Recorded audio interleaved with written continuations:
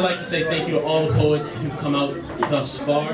You guys are all amazing. And honestly, I think these events are how we heal as a society. I think this is how we fix society's problems. We gather. I'm obsessed with conversations. My girlfriend calls me a socialite, and I always like to talk to people. And I think my entire life can be summed up in a series of conversations. At the end of it, I think I'll look back and I'll think about all the amazing people, like the people here today, who have had the opportunity to listen to, and who have had the opportunity to hear speak and speak into me, and who I've perhaps, if I'm lucky, had the opportunity to speak back to. And I think here in this gathering, we're going to speak to one another. We're going to weave the tapestry of our stories. I'm going to get to know, about things I've never heard of, like the Bolex, or Patty's history, or some of the stories that I heard from Akil, or the cello that was played tonight.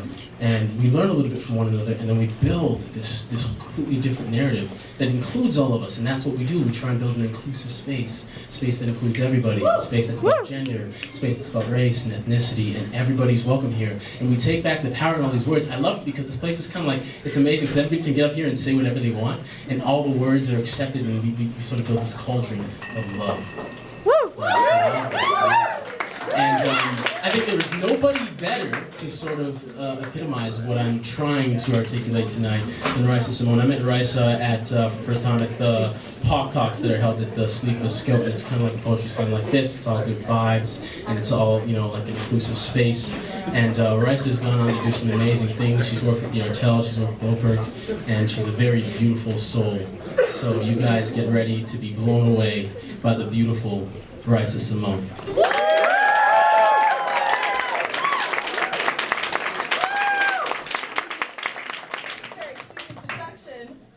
Oh my goodness, you are all, I don't even know if I can feature right now.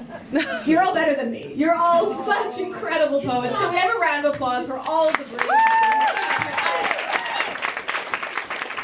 I don't know what to do with you. I don't know how to follow that. You're amazing. Is that only one? You were too. The person I pushed on stage, yeah. I literally got so caught up in all of your words at points that I was just like, why am I, I have to feature, I have to get up there myself, God. What am I gonna do? You were all so incredible, so brave. Thank you for sharing your thoughts, your words, and yourselves on this stage. I have a few poems that I'm going to do for you tonight. I'm so excited to be here. I'm so excited for the Queen's Poetry Slam, who does so much good work in putting this together, and also Kingston Black History Month, who did so much great work.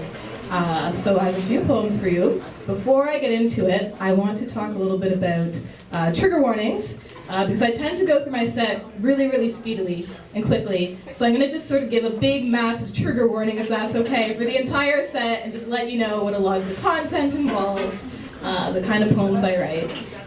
There are trigger warnings for content around anti-Black racism, around sexual assault, around abuse culture. So if at any point, if you're uncomfortable, if something comes up that you're not feeling good about, feel free to get up, leave, have a smoke, have a glass of water, take care of yourself. This is supposed to be a good space, as mentioned at the beginning by the wonderful Rachel and Danielle, a safe space, an accountable space. So I want you all to take care of yourselves. Will you say that you will? Will you promise me? Say yes, everyone, say yes. Take care of yourselves, please. I'm glad to hear it. So that's what a lot of the content in my poems involve. So do keep an eye out for your well-being, keep an eye out for your own heart, for your soul, for where you're at. And just want you to watch out for you here and just take in what feels good for you. And take a step back at any point when you need to. And also before starting, I'd like to thank the land. We are on stolen Indigenous land. Yeah. And we know what's back there. And I feel blessed to be here sharing these stories, and I'm so glad all of you have shared your stories. But it's so important to remember the stories and the people who were here first and here before us. So I find that very important to recognize and speak about while we share our stories in this space. And now I'm going to do some poems for you. Is that okay? Alright. So a lot of my poems, and as you'll notice, they're around a lot of questions. And I'm a person who I can fixate on a single question for an entire day. And be like, oh my God, I'm just going to think about this now for like the next 48 hours, and oh my God, what did that mean? And did that person mean this? And what about this dynamic? Oh. And I get myself into flurries. So that's how a lot of my writing develops, is because I just get so caught up in an idea, so enveloped in it. and all the questions people ask me, and all the questions I ask other people, and all the things that we mean to say to each other and then didn't say, or we did say but meant something else. And I've heard a lot of questions in my life, and some of them were jarring, some of them were interesting, and some of those questions go something like, do you like black guys or white guys better? Well, if you're only half black, then I don't see why that joke offended you. That must be so confusing for you. That must be so hard for you. That's hot. If I hear one more fucked up comment coming at me from your supposedly single race mouth, I will. Well, I'll probably just let it slide.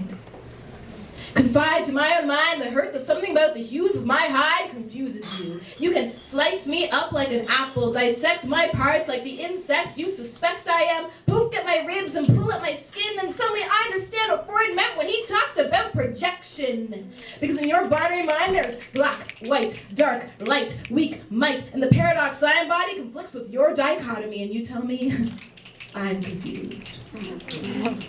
But your confusion becomes my confusion when you construct an environment in which we are in forever opposition, where black isn't white and white isn't black, and gray is what you get when someone fights back. Marked as a war zone, you divide my parts, you address me as tension with struggle at heart, and so do I like black guys or white guys better?